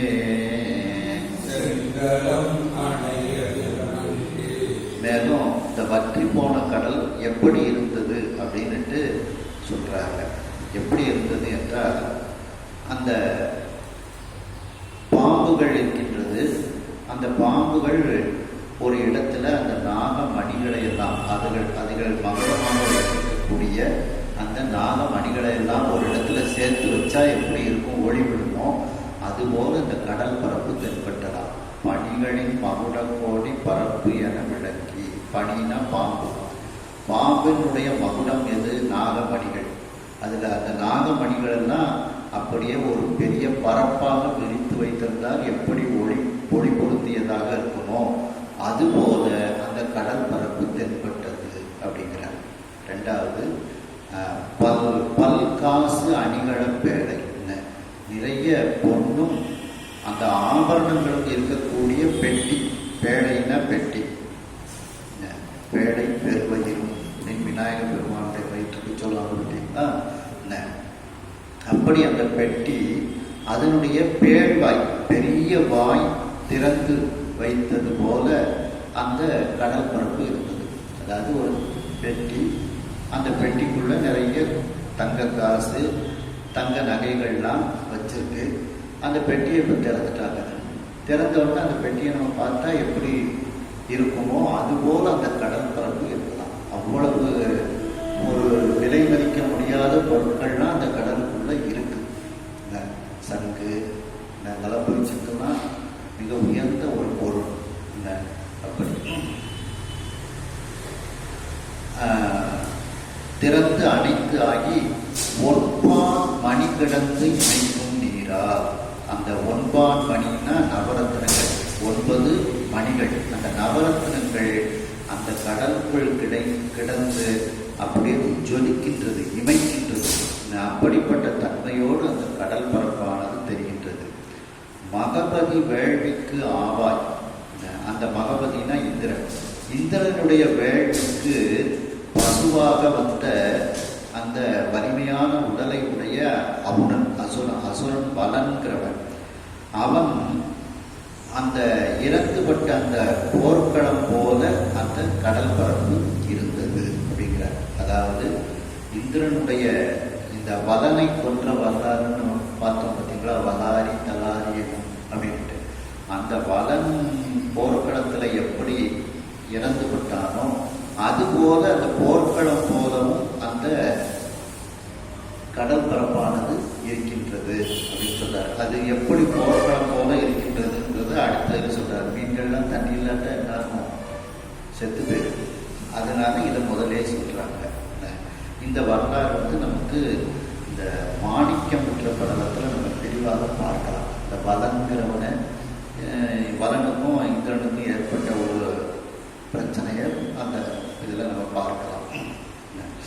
இது அந்த கடல் பரப்பு எப்படி இருந்ததுங்கிறாங்க. அந்த கடல் பரப்பு, வற்றிய கடல் பரப்பு பாம்புகளினுடைய அந்த மணிகள் பரப்பியது போல் இருந்தது.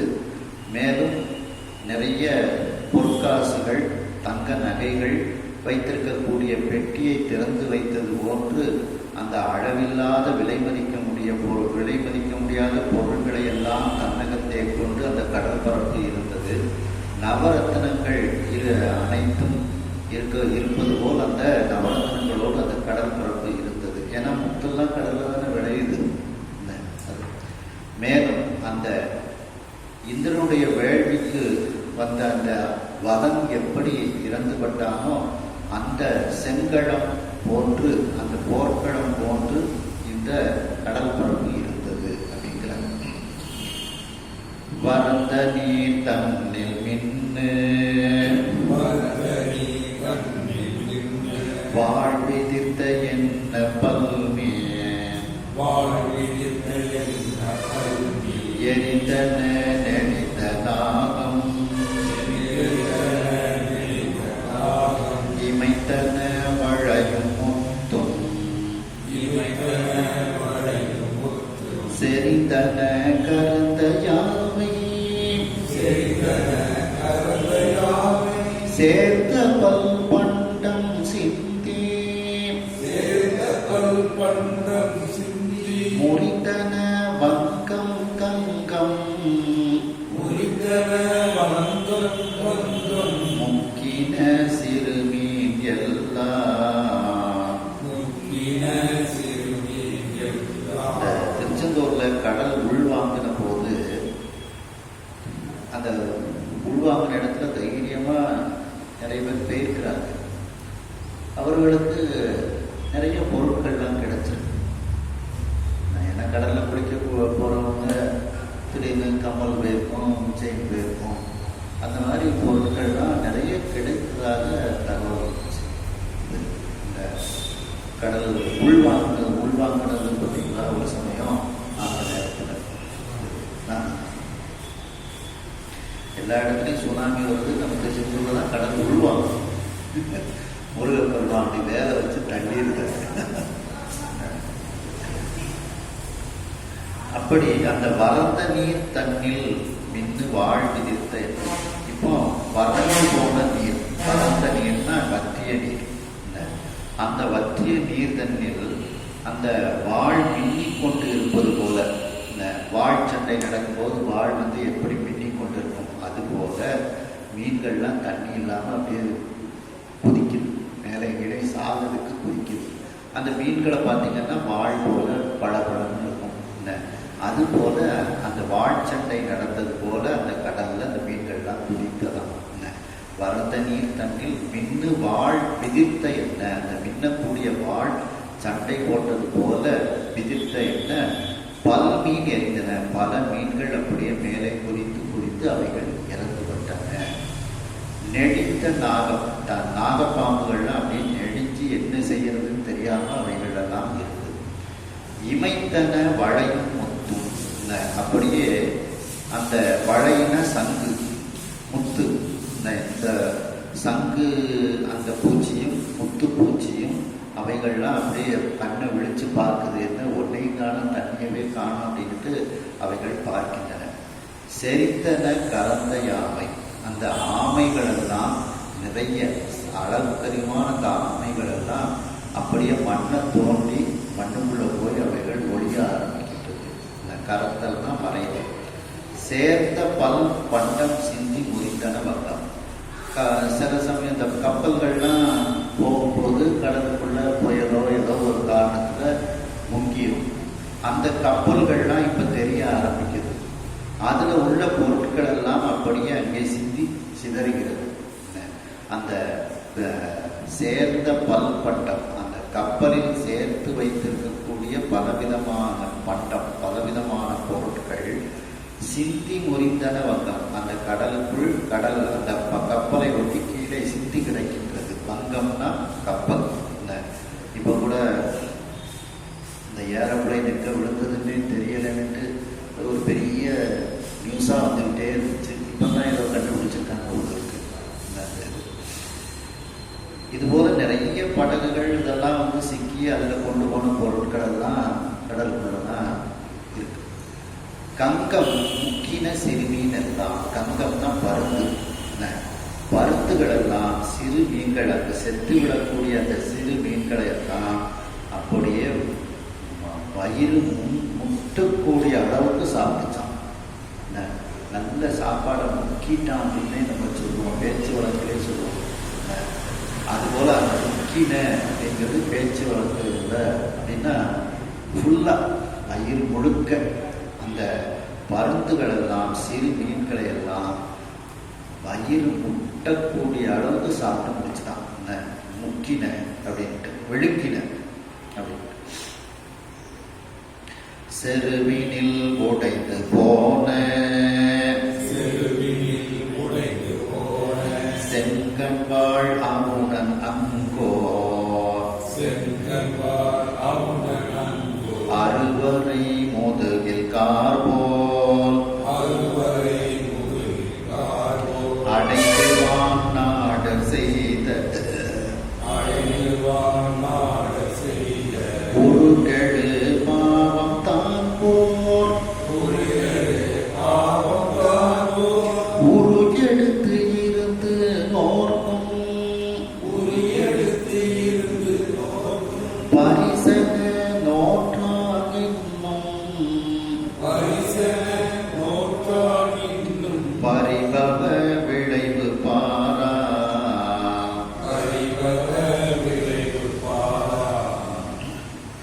அந்த செருவினின் போர்க்களத்தில் உடைத்து போன சிவந்த அந்த ஒளி பொருந்திய வாளையுடைய அந்த அசுரன், அந்த விருத்திராசுரன் அந்த கடலுக்குள் அங்குவோர் அந்த கடலுக்குள் அறுவரை முதுகில் மிகப்பெரிய மலைகள் எல்லாம் அந்த கடலுக்குள் இருக்கின்றது. அந்த அறுவரை அந்த மிகப்பெரிய மலையின் முதுகில் உச்சியில் கார் போல் அடைந்து கரிய மேகம் போல் அந்த உச்சியை சென்று அடைந்து வானாடு செய்த உருகடு பாவம், தேவர்கள் செய்த ஒரு பாவத்தின் உருவமாக அவன் அங்கு ஒரு உருவத்தை எடுத்துக்கொண்டு இருந்து தவம் செய்வது போல அவன் இருந்து தவம் செய்து கொண்டிருக்கின்றான். நோர்க்கும் பரிசு என நோற்றான். தவம் செய்வது போல இருந்து கொண்டு அந்த மலையின் மேலிருந்து அவன் தவம் செய்கின்றான். இன்னும் பரிபவ விளைவு பாரான். தனக்கு என்ன துயரம் ஏற்பட போகின்றது, என்ன பின்விளைவு ஏற்பட போகின்றது அப்படிங்கிறது அவனுக்கு தெரியவில்லை அப்படிங்கிறார். அதாவது அந்த விருத்ராசுரன் இப்போ அந்த கடல் வத்தி போன கடல் வெளியே தெரிய ஆரம்பிக்கின்றது. அந்த கடல்ல அந்த விருத்ராசுரன் கடலுக்குள்ள மிகப்பெரிய மலைகள்லாம் இருக்கின்றது. அந்த மலையில் ஒரு மலையினுடைய உச்சியில் அவன் இருந்து தவம் செய்து கொண்டிருக்கின்றான். அவன் எப்படிப்பட்டவனாக இருக்கின்றான் என்றால் அந்த தேவர்கள் செய்த பாவம் ஒரு உருவமாக அங்கே இருப்பது போல அவன் அங்கே வீற்றிருக்கின்றான். அவனுக்கு அடுத்து அவனுடைய உயிர் போகின்றது என்பது தெரியாமலேயே, வரக்கூடிய விளைவை தெரியாமலேயே அந்த இடத்தில் அவன் இருக்கின்றான். கைதவ நோன்பு நோர்க்கும் கள்வனை கண்டுவானோ செய்தவம் அணையான வச்சிரம் சீரிப்பாங்கோல் பொய்தவன் தலையை கொய்தான் புணரிவாய் நிறைய சோரி பெய்தது வளாரி தன்னை பிடித்தது பிரம்மச்சாயை.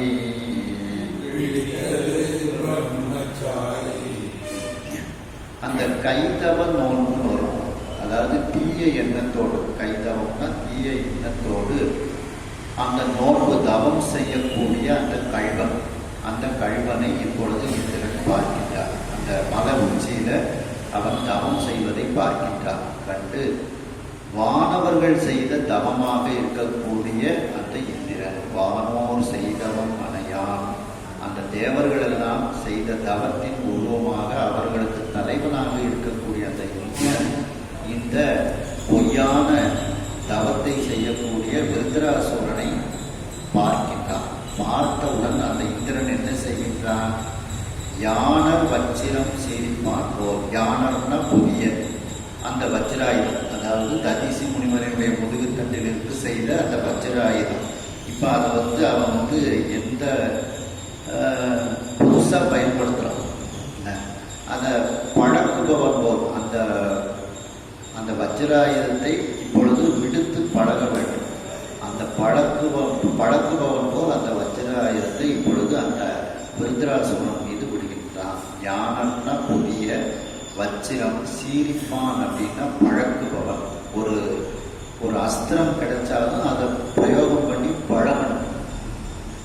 ஏன்னா இப்போ ஒரு பெரிய வில்லே இருக்கு, அந்த வில்லை நான் தொடுத்து அம்பு எய்யதுக்கும் அவனுக்கு வலிமை இருக்கணும். எல்லாராலையும் அந்த அம்பை எடுத்து திரௌபதியை கல்யாணம் பண்ண முடியல. அப்போ அந்த ஆயுதங்களுக்கும் ஒரு இது பவர் இருக்கு.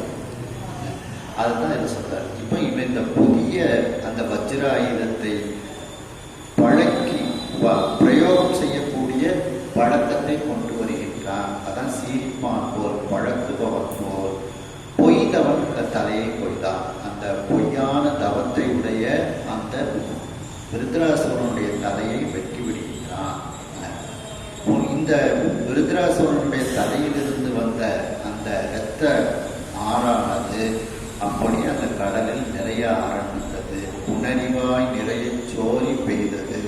அந்த புனரின கடல், அந்த கடலில் முழுவதும் சோரின இரத்தம், அந்த விருத்ராசுரனுடைய இரத்தமானது நிறைந்தது. இப்பொழுது பலாரி தன்னை பிடித்தது பிரம்மச்சாயை.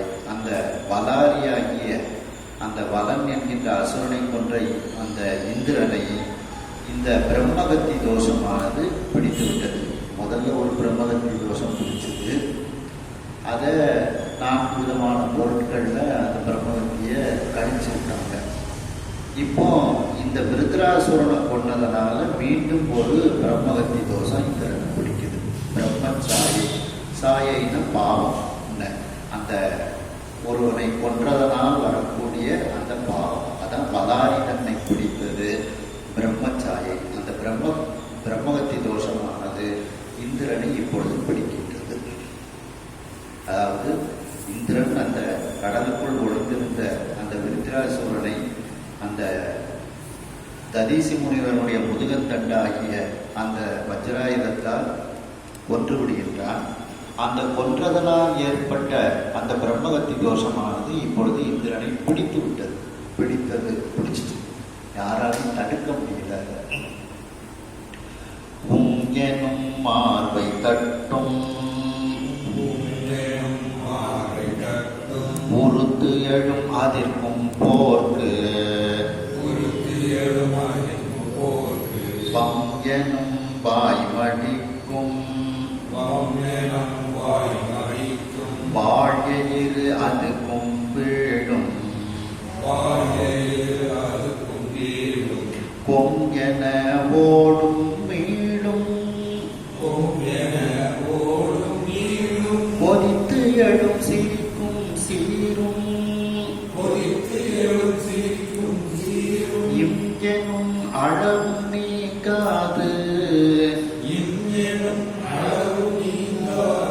என் செய்வான் அஞ்சினானே.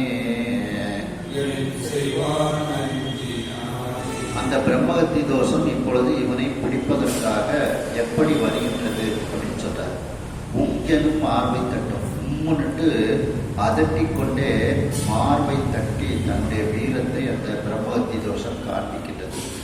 உறுத்தி எழும், கோபித்துக் கொண்டு எழுகின்றது. அதிர்க்கும், அதிர வைக்கும். போருக்கு வா அப்படின்னு கூப்பிடுது. போருக்கு வம் என்னும், என்னோடு போர் புரியவான் அந்த பிரம்மகத்தி தோஷம் இந்திரனை கூப்பிடுது. வாய் மடிக்கும், வாயால் அவனை சப்திக்கும். வாழ் எய்து அதுக்கும், இந்த கூர்மையான பற்களை அப்படியே கடிக்குது. அது ஒரு பூதம் மாதிரி வருகின்றது. வீழும், கீழே வீழும். கொம் என ஓடும், விரைவாக. கொம்னா விரைவு, விரைவாக அது ஓடும் இவனை பிடிப்பதற்காக. திரும்ப வரும், மீளும். கொதித்து எழும், கோபத்தோடு கொதித்து எழும். சிரிக்கும், சீரும். இவ்வாறு இங்கெனும் அளவும் நீங்காது என் செய்வான் அஞ்சினான். ஒரு சிறிது நேரம் கூட விட்டு அவனை விட்டு நீங்காமல் அவனை பயமுறுத்தி கொண்டே வருகிறது இந்த பிரம்மகத்தி தோஷமானது. இப்ப என்ன செய்ய போறோம்? இந்த பிரம்மகத்தி தோஷத்தை பார்த்து இந்திரன் இப்பொழுது பயப்படுகின்றான், அஞ்சினானே. விரைந்து அரட்டிசை போர்வாவி வீழ்ந்து ஒரு கமல நூலுள் கரந்தனன் மகவான் இப்பால் கற்பக நாடு புல் என்று இருந்ததால் இருக்கும் எல்லை இம்பரின் நகுடம் என்போன் அரும்பரி மேத வேள்வி ஆற்றினான் ஆற்றும் எல்லை.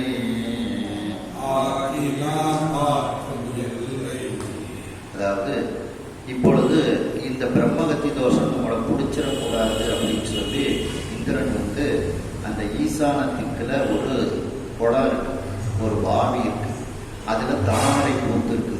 அந்த தாமரை தண்டு, அந்த தாமரை நூல் வச்சு திரி போட்டு ஏற்றுவோம் பார்த்தீங்களா, அந்த நூல் அதுக்குள்ள போய் அவன் பிடிக்கக்கூடாதுன்னு போய் தங்கியிருந்தான். அப்படி பயந்து போய் தங்குவதே அது பிடிச்சதுக்கு சமானம் தானே. அதுக்கு பயந்து தானே அவன் போய் தங்குறான். பிடிச்சிருக்கு, அதுக்கு பயந்து தானே அதுக்குள்ள போய் உட்காருதான். விரைந்து அரண் திசைவோர் வாவி, வேகமாக அந்த பிரம்மகத்தி தோஷம் தன்னை பிடிக்கக்கூடாது என்று வேகமாக அரண் திசைனா ஈசானத்திற்கு அர்த்தம். அந்த ஈசானம் இருக்கக்கூடிய அந்த திக்கு, அந்த ஈசானத்திற்கு ஒரு வாவி, ஒரு நீர்நிலை இருக்கின்றது. அதில் வீழ்ந்து, அதில் போய் விழுந்து ஒரு கமல நூல், ஒரு தாமரை பூவில் இருக்கக்கூடிய அந்த நூலுக்குள்ள போய் கரந்தனன் தன்னை மறைத்து கொண்டான் பகவான். இந்திரன் வந்து தன்னை மறைத்து கொண்டான். இப்போ இந்திரன் தன்னை யாருக்கும் காட்டாம மறைஞ்சதுனால இந்திரலோகம் வந்து இந்திரன் இல்லாமல் அது வந்து பொலிவு இழந்து இருக்கின்றது. இப்போ கற்பக நாடு, இப்பொழுது கற்பக நாடுன்னா இந்திரனினுடைய நாடு புல் என்று இருந்ததனால் பொலிவு இல்லாமல் அது வெறுமையாக இப்படி இருக்கின்றது.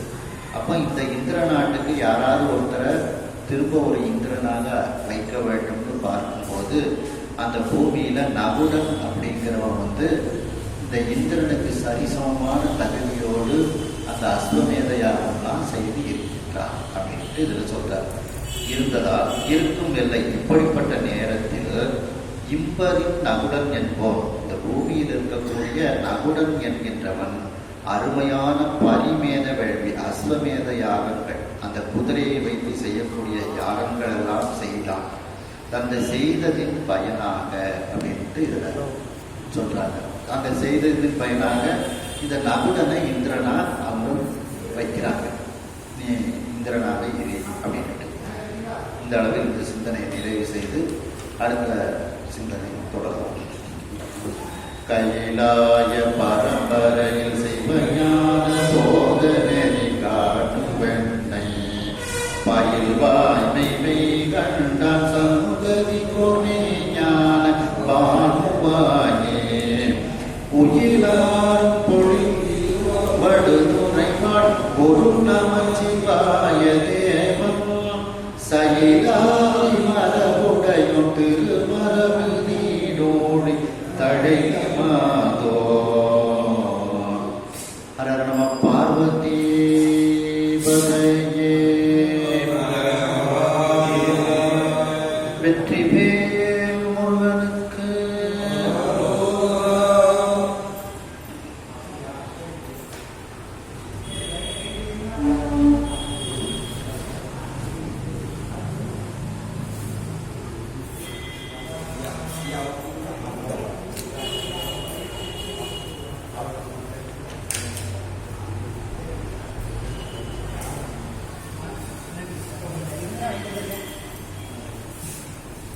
ஓகே, நன்றி நன்றி நன்றி.